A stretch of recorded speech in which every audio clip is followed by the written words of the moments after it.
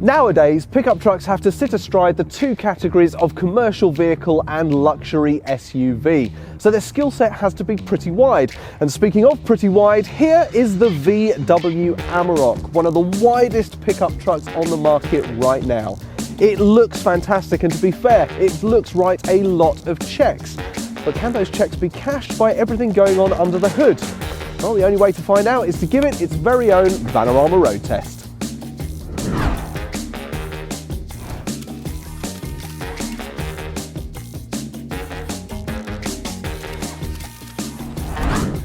Before we get started, I'd just like to say that I sincerely hope you enjoy this video, and if you do, don't forget to like it, subscribe to the channel and click the bell to get notified whenever we post new content just like this. And don't forget, if you are in the market for a brand new van or pickup truck, head to vanarama.com. Let's start at the front where we always do. Now, just take it in. This is one of the widest pickup trucks on the market, and with something that wide, you need something big and imposing to go with all of that girth. So what do? They stuck a massive VW badge right in the middle. Some might say it's a bit big. I mean, it's about the size of a healthy salad plate, but you know what? I think it sets off the front very nicely. Now, this is the black edition of trim level, which means you get some nice kind of shiny black plastic here along with the chrome detailing. It pulls your eyes along the vehicle and around the sides of these big old headlights. Now, this is the vision pack, so those are LED headlights you've got right there. Very, very cool, and they improve your visibility massively. Now, as I said, this is the black edition, which means more black plastic, and wrapped around the outside of these excellent fog lights down here is even more shiny black plastic. The front end looks superb. Let's follow me round and check out those big 20-inch alloy wheels. Now, those are called Talca black alloy wheels. They're very, very nice, very big, very imposing. Maybe just a little bit too small for the wheel arches. I mean, they could do with being even bigger, but then you're talking like 22-inch tyres. I mean, flipping heck, that would be absolutely massive. On the side here, you've got more shiny black plastic to go along with the black edition name, wrapping around the outside of these door mirrors right here. They're very big, very imposing, electronically adjustable, and they're heated as well. It was a very cold and frosty morning this morning, so I turned those on, and within about 30 seconds, fully defrosted, and I could see everything. It was really great to see. You should have been there. The profile of the vehicle is also where the black edition name is really shown off. Down the bottom of the vehicle, you've probably noticed this black footbar that runs from the front all the way to the back of the passenger door right here. And on the back, you've probably noticed these are the black bars around the loading bay. Well, to be honest, that gives us a good excuse to go and check that out right now. Come with me. And on the back of the Amarok, there's another massive VW badge, and of course the great big Amarok letters on the side. Now, where's the reversing camera? Well, on most pickup trucks, it's usually somewhere around here, but it's actually hidden right under there. That's very nice to see, just above the registration plate. The tailgate itself is not exactly soft drop, but it doesn't really clatter down too heavily. And in fact, the tailgate can hold 200 kilograms. So thankfully, I'm not that heavy. It's not having any trouble. So the loading bay itself is a nice box shape. As I said, it's one of the widest vehicles on the market, and that is also very evident right here. It's over 1.6 meters wide. You've got 1.5 meters of depth, and between the arches, you've got over 1.2 meters, which of course is the magic number for Euro pallets. You can slide one in to the back, no problem. And you've got 4 lashing points to secure it down with, and if you really wanted to, you could even use the black bars around the outside as a lashing point in a pinch. You just wrap a bungee around it and secure things in like that. Really nice, really functional, very good back end, very wide. That's a class leader right there. Let's go and have a look at that cabin.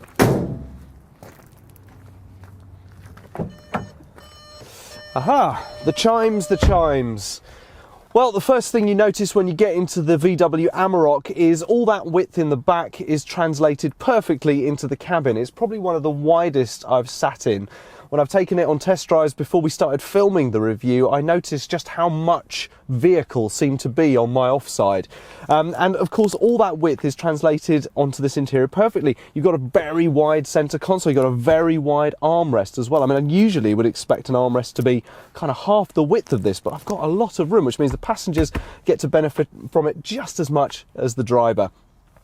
Leather lining is also everywhere. You've got lovely leather seats, you've got the leather up here, you've got leather around the gear stick, it's on the steering wheel, the seats are incredibly comfortable as well, and it just feels like all that VW build quality that you expect from a VW vehicle is right here. It's like sitting in the cockpit of a diplomatic yacht. There is so much room, so much storage. So let's have a closer look. Okay, so the steering wheel itself is nice and leather lined on the outside, and because this is the black edition, you get some nice shiny black plastic around the control clusters. On the left hand side, you've got your audio controls, your volume up and down, your skip buttons, and you've even got a mute button right in the center there, which is great to see. On the right hand side, you've got your phone controls and also your controls to switch what information is being shown on the driver information display on the dashboard. The dashboard itself is very nice and clear. The dials are very big. You've got your rev counter, your speedo, and right in the center, you've got your nice, very familiar Audi/Seat/VW driver information display, which shows you all the usual information you'd expect to see. The dashboard itself is a nice, tough black plastic, very similar to the stuff you'd expect to find in the VW Caddy, Transporter and Crafter vans. There's a little sort of dip at the top here, which is a nice little storage cubby, but it is quite shallow.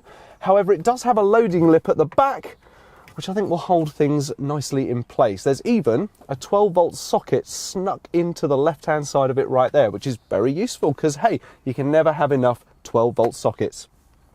To the left and right of the infotainment screen, you've got two big vents, and right in the middle is that lovely big touchscreen. If you have a look back to our VW Caddy review, you will no doubt recognise that screen. It's pretty much exactly the same. It's got the SD card slots, it's got buttons and all the functionality for your radio, for your media, for phone connectivity, voice control even. Oh, it's beeping at me there, I've just pressed the button. It's got the eject button for the CD player. You've got your satellite navigation system. You've got App Connect there, which does actually include connectivity for Android Auto and Apple CarPlay.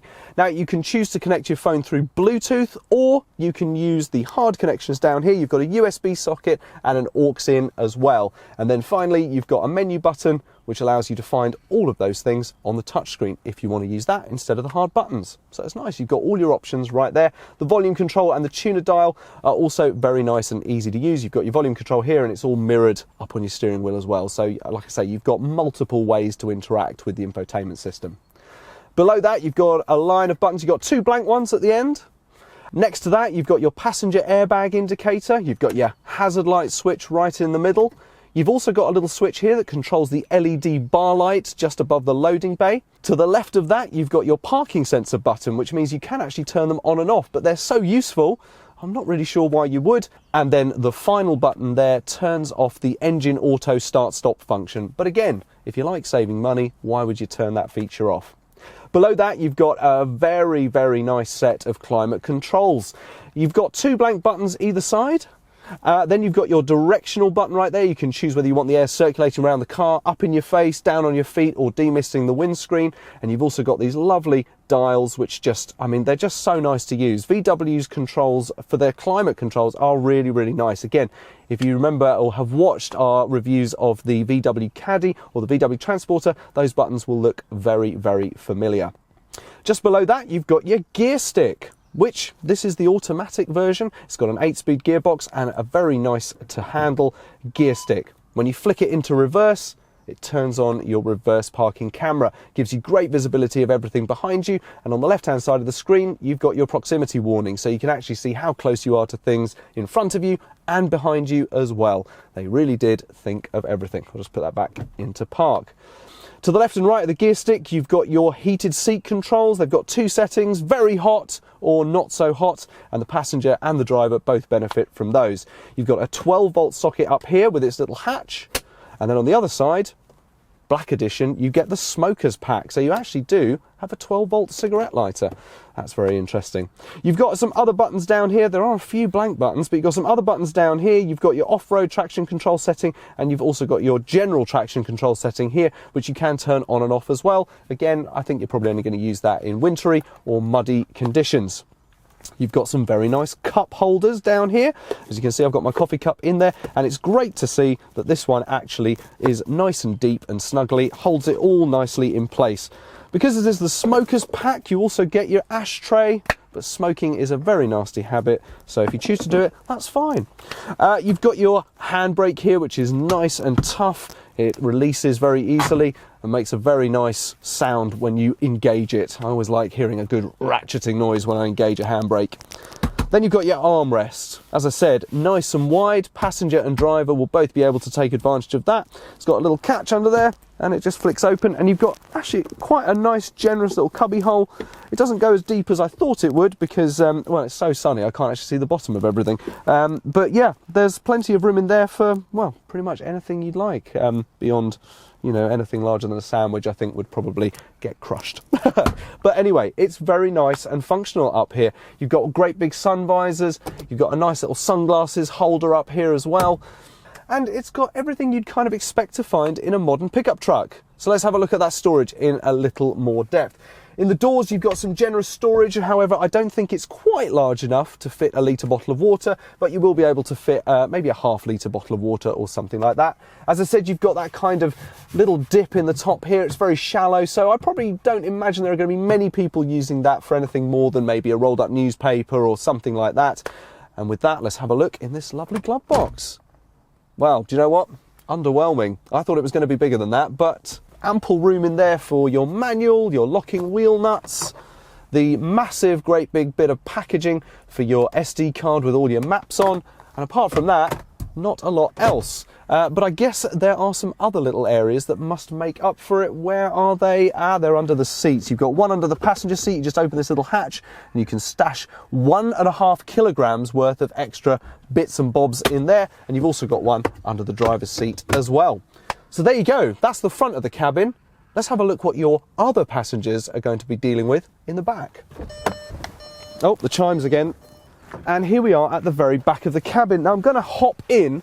I think this is really where the width of the vehicle gets shown off very nicely, because usually you'd expect the middle seat on a bench seat like this to be quite thin, but that extra 12 centimetres means that they've actually got 3 full-size seats from left to right. You've got isofix points in the left-hand one and the right-hand one, and just in between the legs of whoever sits in the middle, you've got this little cup holder right here, just below a 12-volt socket. If you've got an adapter, you can charge your phones in there if you're sitting in the back. Now, one of the things I like most about this is that there's a lot of headroom, but also the belt line is not too high, which means if you've got kids in the back here sitting in their child seats, they're going to be able to see out the window without craning. Now, there's a lot of sunlight. You might not be able to see everything that's going on, but thankfully that's because there isn't that much going on back here, but I think that's really nice. The whole cabin works together and looks really good. It's a place where I feel the Amarok sets itself apart from the competition. And speaking of the competition, let's take a look at some of the other pickup trucks available in the marketplace right now. The Ford Ranger. This tough pickup truck is incredibly popular, and if you're watching this review, the chances are you've already watched one about the Ford Ranger. The Wildtrak is a personal favourite of mine. The Mitsubishi L200 Series 6. Now, the latest version of this popular pickup truck is reliable, good looking and tough. So tough, in fact, that we decided to take one to an indoor snow slope and it didn't break a sweat. Check out that video on our YouTube channel. The Nissan Navara. Following a mid-cycle facelift, the Navara's tough interior and excellent options in the cabin are really working hard to set it apart from the competition. If you're in the market for one, the Techno trim level is definitely where I would start. The Fiat Fullback. This is a great value pickup truck that platform shares with the previous generation of the Mitsubishi L200, so you know it comes from good stock. Well worth a look in my opinion. The Isuzu D-Max. There's something quite understated about the D-Max, and that's fine. It does the job of a pickup truck without making a fuss. Farmers love it, and that is high praise indeed. The Mercedes-Benz X-Class. Sharing some bits of the Nissan Navara means Mercedes-Benz were able to build a luxury pickup on the bedrock of a top-performing pickup platform. How long it hangs around, though, is anyone's guess. Now, we've heard it's been discontinued. And finally, the Toyota Hilux. We're several generations in now, and the Hilux continues to perform incredibly well. It's got the usual high Toyota build standards, and the tech bundled in there is very user-friendly indeed. So there you go, all the competition that the VW Amarok is facing in the pickup truck marketplace right now. But who gives a fig about the competition? I've got my seatbelt on already, the keys are in the ignition, I'm sitting in the driver's seat of one of the widest pickup trucks on the market right now. Let's see how that 3-litre V6 engine handles the road.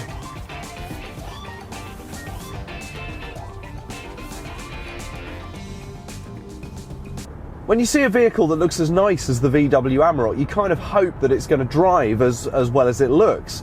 And thankfully, the Amarok does. It does drive very nicely. That big 3-litre turbo diesel injection engine, the V6, is very nice, very powerful, very responsive, and there's a lot of torque as well, which means that you get a lot of response even with the 8-speed automatic gearbox.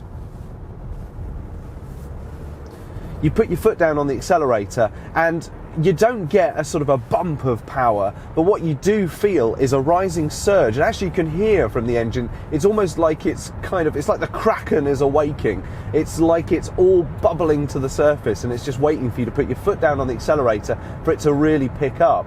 Little bursts of speed are absolutely possible. And even in a vehicle this size, that really does feel surprising.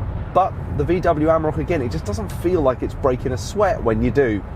The VW is also really nice to drive. Now, while the interior may not necessarily be one of those ones that sets the world on fire, I mean, it's hardly as good as the Ford Ranger Wildtrak's interior, it is nice. The leather seats are good, the quality of the leather is pretty high, the seat warmers work incredibly well, there's just a lot of room. And here we are on the hill. Now, as I said, this is an automatic gearbox, so what's it going to do? Well, it seems to be holding me at a very high gear, but there seems to be bags of power still available. I'm in what it's calling D5 at the moment, which feels very high, but still there seems to be this little undercurrent of bubbling power. But then, of course, let's get on to the sad news. I saw on the internet, where a lot of things are there to see, some things not particularly savoury, some things very interesting, and some things kind of meh in the middle, that the VW Amarok is actually being discontinued. Now, I'm pretty sure that's got something to do with the fact that the used market for pickup trucks is kind of swamped at the moment, and I guess there must be some of that kind of almost backwards logical thinking that, well, if there's loads of used vehicles, surely people will want to buy used vehicles because they're cheaper than buying new ones. Why do we keep developing the Amarok? Let's just discontinue it. And I think that's a bit of a shame. It's the widest pickup truck on the market. You can get a pallet, a Euro pallet, in the back of it on its side, and I mean, it's got a lot going for it. Yes, the interior may not be the best interior that any manufacturer has actually put into a pickup truck, but the engine is powerful. It's a very nice looking vehicle. It's got nice little affectations, nice little quirkiness. It's got all that VW build quality. People must love that. So where's it losing out? Well, it's probably losing out to things like the L200. It must be losing out to the Ford Ranger in some respects. But it doesn't change how good a vehicle this is. This is fun. It's nice to drive. It feels good. There's a little touch of quality that I believe only VWs can offer the discerning driver. Pickup trucks are often described as being half commercial vehicle, half SUV. And I've got to say, that feels exactly what this is. Some of them you're sort of using that description kind of lightly, but actually with the Amarok, because it's so wide, because it feels like the interior of a diplomatic yacht, you've got all this space. It does feel like a massive luxury SUV. A lot of people have gotten into it while we've had it at the office and just been like, wow, why is there so much room in here? It really does feel that big. And the 3-litre V6 engine is capable of, like this, burst of speed. We're on a de-restricted road right now. I've put my foot down maybe another centimetre. Oh, and thank goodness the brakes are good, because cyclists are everywhere. But the power is almost immediate. There's a responsive burst as I put my foot down to catch back up with the chase car. 0 to 62 in 7.4 seconds. 7.4 seconds. I mean, I would have been happy with like 10 to 12 seconds because this is a big vehicle, but it is capable of shifting at speeds that, well, quite frankly, I don't know why you'd need to go this fast in a pickup truck, especially when you're load bearing, but hey, I'll take it. A big V6 engine, whew, I'll take it. So I guess the question a lot of you are thinking is, if the VW Amarok is potentially on its way out over the next couple of years, why get one now? Because it's good. It's a great pickup truck available at pretty good prices. It's a competitive vehicle.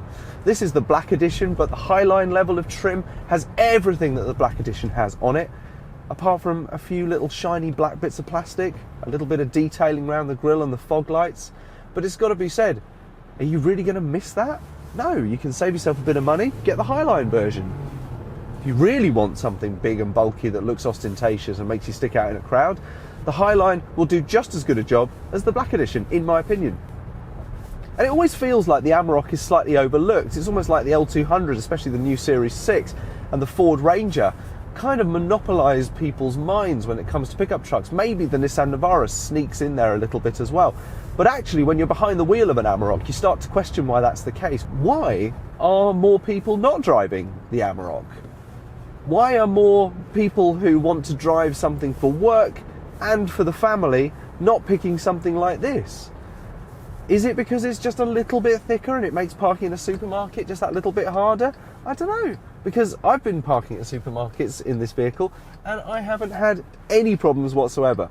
The visibility that you get out of the windscreen is fantastic. You've got an excellent reverse parking camera. The blooming vehicle is bristling with parking sensors at the front and the back, and you just feel safe. It's got lane departure warnings, it's got anti-collision warnings, it's got hill assist, it's got all the bells and whistles that a modern pickup truck should have. The only times I really notice the width is when I'm taking tight corners. I feel the need to give it just a little bit more room, just to sort of edge it around that corner just a little bit further than I would.